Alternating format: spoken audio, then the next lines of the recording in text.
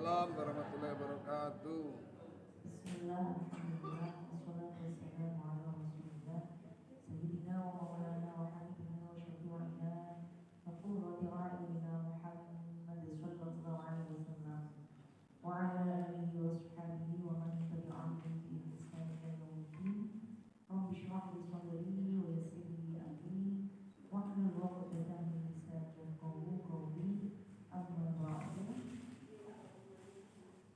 Ya hadratin Nabi Mustafa Muhammad sallallahu alaihi wasallam wa ila Muhammad sallallahu alaihi wa syu'ab al-mu'minin radhiyallahu anhu wa ila hadratin syi'a rasulullah radhiyallahu anhu wa ila jami'il muslimin wal muslimat wal mu'minina wal mu'minat al-ahya'i wal amwat wa ila walidayna warhamhuma kama rabbayana saghira, khususan ila Sayyidah Khadijah al-Kubra wa khususan ila mu'allif kitab Al-Bushra fi Manaqib As-Sayyidah Khadijah al-Kubra As-Sayyid Ahmad bin Muhammad bin Alawi al-Abdal Hasan Syai'ul ila yaumil qiyamah. A'udzu billahi minasyaitonir rajim. Bismillahirrahmanirrahim. Alhamdulillahi rabbil alamin arrahmanir rahim maliki yaumiddin. Iyyaka na'budu wa iyyaka nasta'in ihdinas siratal mustaqim siratal ladzina an'amta 'alaihim ghairil maghdubi 'alaihim waladdallin. Alhamdulillahi rabbil alamin. Iki terakhir nggih. Pertemuan terakhir 3 pertemuan kitab Al-Bushra ingkang pertama menika membahas tentang kelahiran Sayyidah Khadijah, termasuk mengulik sedikit tentang kelahiran Nabiullah Muhammad sallallahu alaihi wasallam yang selisih 15 tahun nggih. Selisih 15 tahun, dan Sayyidah Khadijah itu merupakan satu-satunya istri Nabi yang melihat Nabi ketika bayi dan pernah menggendong Nabi ketika bayi.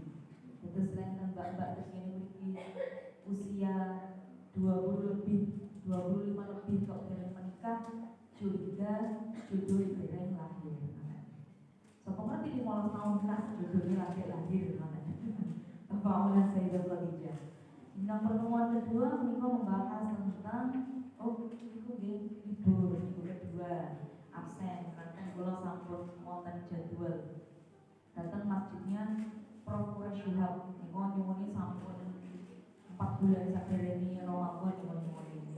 Lajeng pertemuan ketiga membahas tentang putra putri Sayyidah Khadijah dengan Nabi Muhammad. Wonten pinten kalau ini wonten 6 nggih. Wonten 6. Pertama Sayyid Qasim, mangken wonten Sedo usia 1 atau 2 tahun, lalu kemudian lahirlah Sayyidah Ruqayyah, Sayyidah Zainab ini 5 tahun pernikahan Nabi kali Sayyidah Khadijah. Terus enten ibu-ibu ingkang pejuang garis 2 sabar insyaallah. Sayyidah Khadijah kali kanjeng Nabi niku 5 tahun baru angsal momongan. Setelah sebelumnya itu angsal momongan namanya Qasim, tetapi wafat ketika bayi. Lalu wonten Sayyidah Ruqayyah, kemudian Sayyidah Ummi Kulthum yang dinikahi oleh Sayyidah Utsman, sehingga Sayyidah Utsman bergelar Dzun-Nurain, 2 cahaya yang dimiliki karena menikah dengan 2 putri Nabi, tapi bukan sekaligus, melainkan setelah Sayyidah Ruqayyah wafat baru menikah dengan adiknya yaitu Ummu Kulthum, wafat karena saat perang Badar. Mangken-mangken Sayyidah Fatimah. Setelah itu, setelah Sayyidah Fatimah lahir, baru lahir Sayyid Abdullah, itu pun juga wafat. Nah, dari keturunan kanjeng Nabi niki sampai sekarang wonten habaib, wonten syarifah, wonten Sayyidah Syarifah, itu merupakan keturunan dari Sayyidah Fatimah. Karena dengan Zainab ibu boten kagungan putra, dengan Utsman, dengan Ruqayyah, Utsman dengan Ummi Kulthum itu nggih boten kagungan putra. Terus cucunya kanjeng Nabi itu dari Sayyidah Fatimah Al-Zahra atau Sayyidah Fatimah Az-Zahra, ketika itu menikah dengan Sayyidina Ali. Nah niki sugeng rawuh Mbak Sabir. Pertemuan yang terakhir ini minggu keempat kitab Al-Busyra ini membahas tentang fadilah Sayyidah Khadijah sebagai istri Kanjeng Nabi yang paling beliau cintai. Qala musannif rahimahullah ta'ala wa nafa'ana bihi amin. Bismillahirrahmanirrahim. Wa min fadailiha anna an-nabiy sallallahu alaihi wasallam kana la yansa abadan ujana. Dan kitab ini diceritakan bahwa Kanjeng Nabi Muhammad itu tidak bisa sampai Sayyidah Khadijah itu wafat. Ibu boten saged supi. Padahal Sayyidah Khadijah wafat usia 65 tahun. Sampun sepuh dia usia 65 tahun dan Kanjeng Nabi pada saat itu usianya 50 tahun. Itu kesedihannya Nabi itu luar biasa. Sampai ketika beliau sampun menikah pun, itu tidak berhenti mengingat istrinya yaitu Sayyidah Khadijah. Wa yahfadhu fi aliha ahdah. Dan Kanjeng Nabi itu tetap berdemi nopo yang pernah dilakukan oleh Sayyidah Khadijah. Wa yab'atsuhu bima ya'ti minal hadaya. Wa yarzuquhum ila wasma'i ashabil aqaya. Bahkan ketika Sayyidah Khadijah sampun kapundhut, sampun sedo, itu Kanjeng Nabi tetap weh-weh tenggene saudara-saudaranya Sayyidah Khadijah, kepada keluarganya Sayyidah Khadijah. Wa qad yadhbahu syata bi nafsihi summa yuqatti'u a'dha'aha. Kanjeng Nabi itu remen beliau wedhus. Nah, Kanjeng Nabi itu ketika wonten acara nopo mawon itu selalu beliau wedhus. Rajin beliau wedhus. Ini patut kita contoh nggih tafaulan dhateng Kanjeng Nabi Muhammad. Terus misalkan panjenengan gadah acara nopo mawon niku nek saged beliau wedhus. Nah, tafaul wa yakhussu biha asdiqa'aha wa aqriba'aha. Lah niku mengke wedhuse niku dibeleh diniat mau sedekah. Niat mau sedekah damel sinten damel keluarga sing sampun kapundhut. Maka ini menjadi dasar hukum ketika orang yang sampun wafat itu sebenarnya tidak menjadi suatu kesunahan untuk dikorbankan. Misalkan panjenengan kagungan derek dia atau orang tua yang sampun boten yang sampun wafat, lalu kemudian dari Idul Adha terus kepingin beliau wedhus atas nama orang tua yang sampun wafat, ini sebenarnya boten disunahkan. Tapi boleh, tetapi tidak disunahkan. Yang disunahkan itu untuk yang masih hidup, senajan lari alit. Maka umi kula dulu itu ketika kan karena senang beliau wedhus nggih. Masuk sunnahnya Kanjeng Nabi ketika wonten acara niku beliau wedhus, termasuk ketika Kanjeng Nabi itu menikah dengan Sayyidah Khadijah niku rame-rame di walimah niku ulang wedhus. Dan ini dulu ditiru kali umi kula ketika yang acara apa, acara watonah, acara tasyakuran, acara apapun, niku mesti beliau wedhus. Dan terus niku kados ditangleti tenggene guru-guru ingkang wonten niku biasa woro-woro dateng grup beliau umi semasa gesang melayakan. Ketika gesang umi tanglet guru-guru bapak ibu sinten sing gadah yuga estri lek beliau wedhus tunggal tangleti. Sinten sing gadah yuga estri sing dereng diakikoi. Nah niku kula mi dereng mboten anak kula pun umur 5 tahun dereng kula akikoi. Dan apa nggih dereng gadah arep ini mboten. Oh nggih kula akikoi namine sinten. Nah niku terus damel bacaan. Nah niki panjenengan sing jamiah gitu ya Al-Qur'an Al-Karim sing sugih-sugih menika terus kok kepingin tafaulan tentang Kanjeng Nabi ketika wonten acara napa-napa dan iku panjenengan beliau wedhus. Dan iku tangleti derek-derek jenengan sapa iki sing kepingin diakoi, sapa sing kepingin durung akiko. Terus gerang daplok durung akiko sapa. Nah itu saged dibeleh atas nama piyantunipun tersebut. Nah, termasuk Kanjeng Nabi niku remen sangat yalbah syata binafsihi, beliau wedhus piyambak, dibeleh piyambak. Mantan-mantan supaya kotiu a'dha'aha mantan-mantan dikumpul-kumpul piyambak wa yaqusu biha istiqaila wa aqriba'aha. Mantan-mantan diniati kersane dados ganjaran sedekah Sayyidah Khadijah. Nah, lek wonten mboten napa-napa ketika sampun wafat, tetapi kalau misalkan iki dikurbanno gawe sing sampun sedo dan iki mboten disunahkan. Dan lebih baik damel anak sing bayi mboten napa-napa lek pun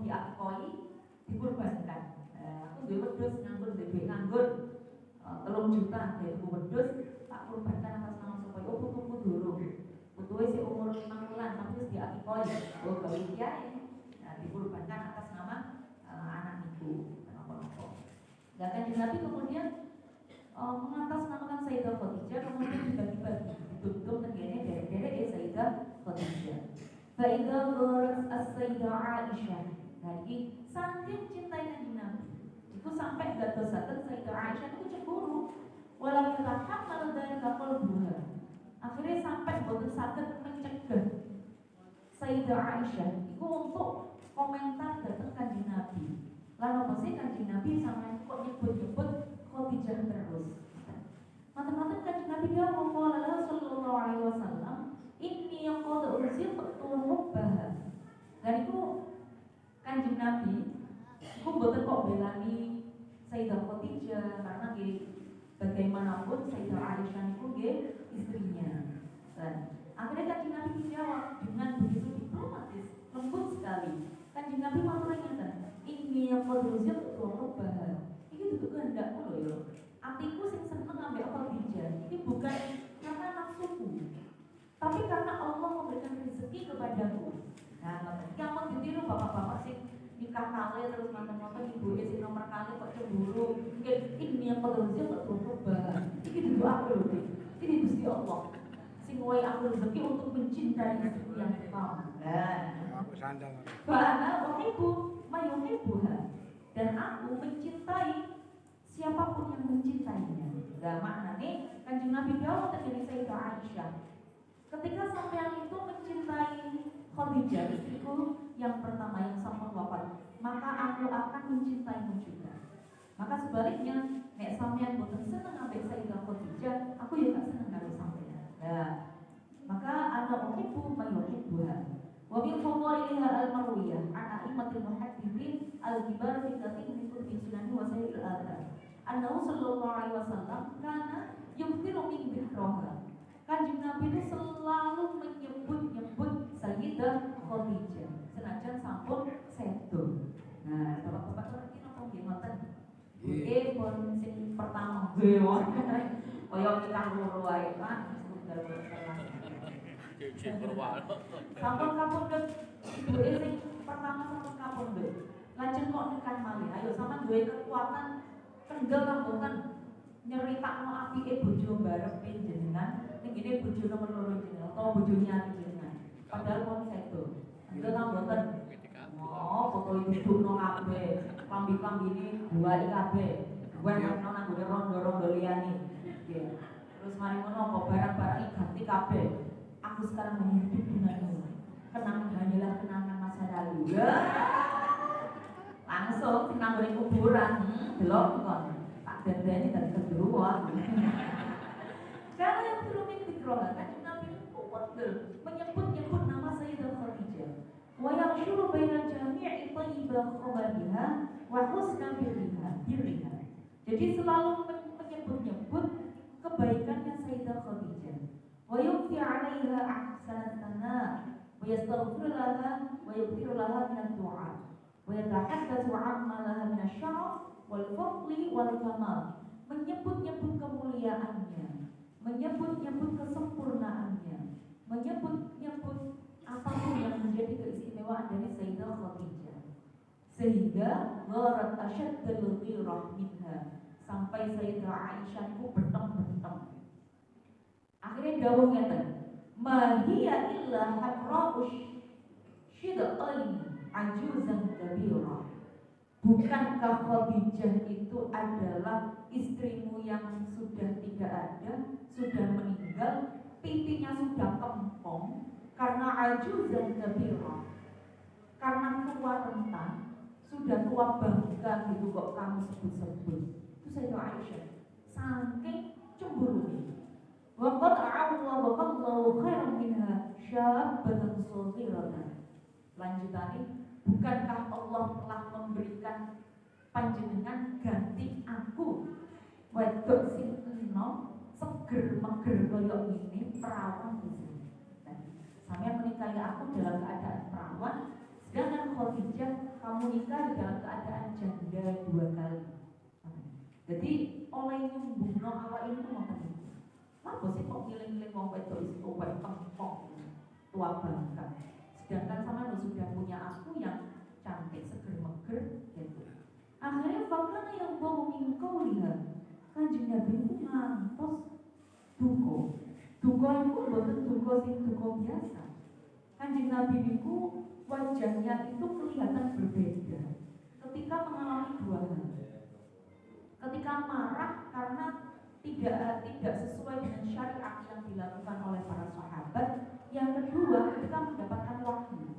Itu wajah Kanjeng Nabi itu memerah, marah dan ketakutan. Itu sangat ditinggalin. Sayyidah Aisyah itu sampai kaget loh. Kanjeng Nabi aku ngomong kok tiba-tiba duko ini sampai digambarkan Kanjeng Nabi itu sampai bergetar. Jadi boten disentak tapi Kanjeng Nabi itu memperlihatkan gestur marahnya luar biasa. Lalu Kanjeng Nabi dawuh, wallahi ma'abdalani Allahu khairan minha. Demi Allah, tidak ada satupun perempuan yang bisa menggantikan Khadijah di hati. Aku saking cintai Kanjeng Nabi tengene Sayyidah Khadijah. Laqad amanat bi id kafarabiyan nas. Mengapa aku mencintai Khadijah? Karena dia adalah perempuan. Semuanya mengingkariku, tapi dia adalah perempuan pertama yang beriman kepadaku. Maksud dapat tani irkat dabanian nas. Dan dia adalah perempuan yang membenarkan aku di saat semuanya mengatakan aku adalah pendusta, orang gila. Wawasatni bimaliha idharamanian nas. Dan dia membantuku untuk memberikan, mensedekahkan seluruh hartanya, 3/4 kekayaannya untuk dakwah kepada jalannya Allah, li'la'i kalimatillah, untuk menegakkan syariat Allah di saat idharamanian nas, di saat seluruh manusia itu mencegah hartanya untuk diberikan kepadaku dalam berdakwah kepada Islam. Wa razaqani Allah azza wa jalla waladaha idharamani auladan nisa. Iki sing paling nyelkit nih. Nopo? Kanjeng Nabi Daud, dan dialah yang memberikan aku keturunan di saat seluruh istri yang aku nikahi tidak memberikan aku keturunan karena dengan izinnya Allah. Itu akhirnya sampai Sayyidah Aisyah niku bergetar. Didhawuhi Kanjeng Nabi kados ngoten niku bergetar. Akhirnya wasuqitu fi jildi wa nadibtu ala isaati bidzalika ilahi. Aku terkejut dan aku bergetar fi jildi. Jadi sampai kaget mengenai. Misalkan kita nih disepak uang mengenai, kaget itu kalau disepak, enggak shock kaget. Itu sampai gesturnya Sayyidah Aisyah itu ngoten. Akhirnya orang nanti itu, maka aku kemudian menyesal. Penyesalannya itu sampai seumur hidup. Ala isaati, atas kesalahanku bidzalika ilahi, karena aku telah mengatakan hal itu kepada Nabi Muhammad. Waktu itu lalu kemudian aku meminta maaf kepada Nabi Allahumma, dan berdoa kepada Allah. Dia bertaubat. Lalu Sayyidah Aisyah itu bertaubat karena telah mengatakan yang boten pantas. Kanjeng Nabi kan dawuh sampeyan gak pantas ngono nanggone Khadijah. Allahumma in adhabta ghaidha rasulika al-an. Sampai kemudian Sayyidah Aisyah ini berdoa, ya Allah, apabila engkau menghentikan kemarahan Nabi atasku, lam a'ud al-qurha bisu'in ma baqitu madal azman. Maka aku berjanji ketika Nabi bisa memaafkan aku berjanji seumur hidupku aku tidak akan pernah menjelek-jelekan Khadijah lagi. Falamma ra'a dzalika, hingga kemudian Sayyidah Aisyah baru bisa menerima ketika diceritani tentang Khadijah itu menyimak. Sehingga kalau misalkan kita falamma ra'a dzalika minni adarani wa samahni wa 'afa 'anni, ketika itu Nabi memaafkan Sayyidah Aisyah. Yo kak pokok tak sepuro sampeyan. Pokoke ojo pisan-pisan maneh milokno Khadijah. Kanjeng Nabi memaklumi jenenge mawon tasik alit. Nah, ngoten. Wata karoli tolofan min faqul iya al-ghurra.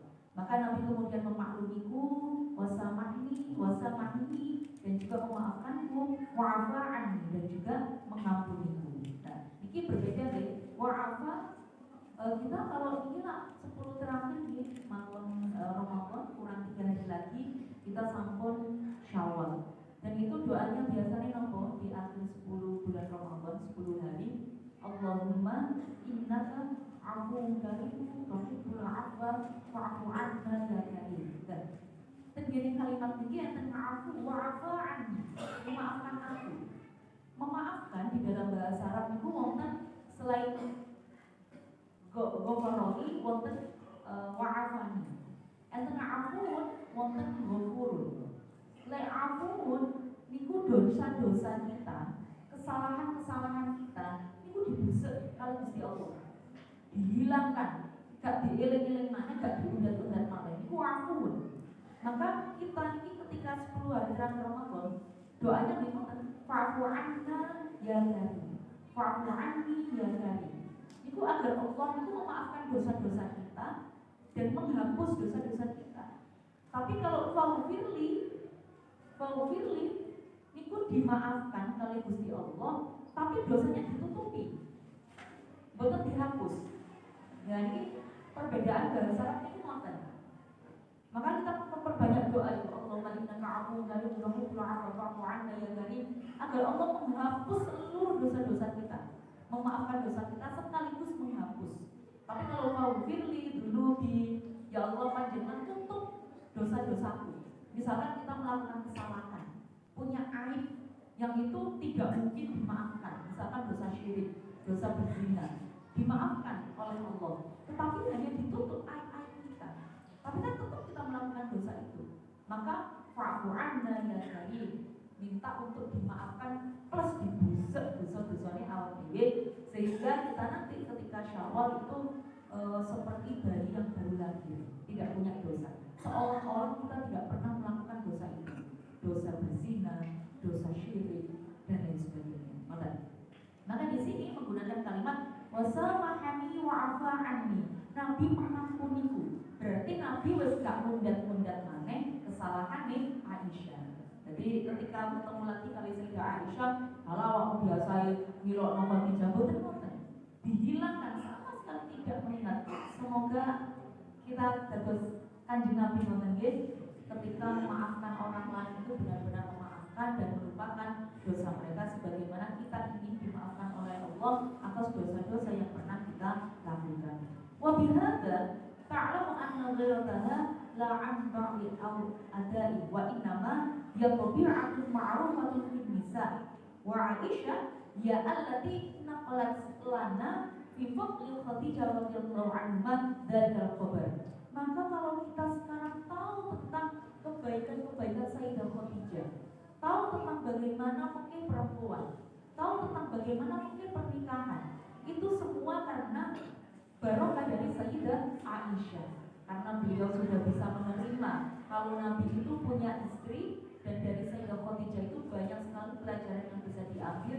Dan kita kalau tahu ilmu itu barokah dari Sayyidah Aisyah yang dengan kelonggaran hatinya, yang dengan kebaikan hatinya itu mau menceritakan, bayangkan, mau menceritakan kebaikan-kebaikan dari istrinya, ya dari istri suaminya.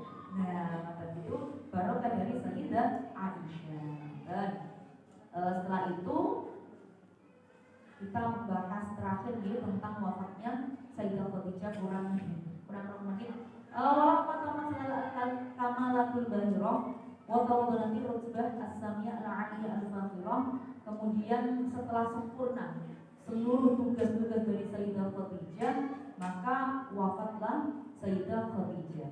Bisalah di sini ada aswah minat aqawil wa qila bi arba' wa qila bi sab'i alamati.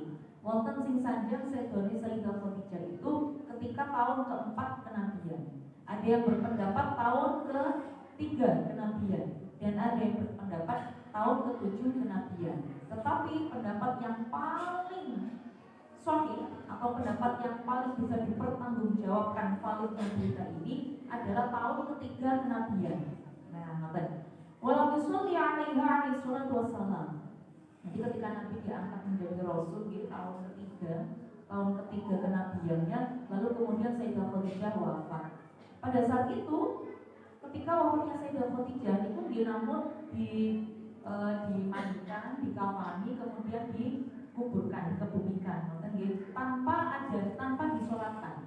Walau yusolli alaiha alaihi salatu wassalam, tanpa disolatkan. Li'annaha lam tusyra' as-salatu 'alal mayyit fi dzalika al-'am. Karena pada saat itu belum ada syariat untuk mensolati jenazah.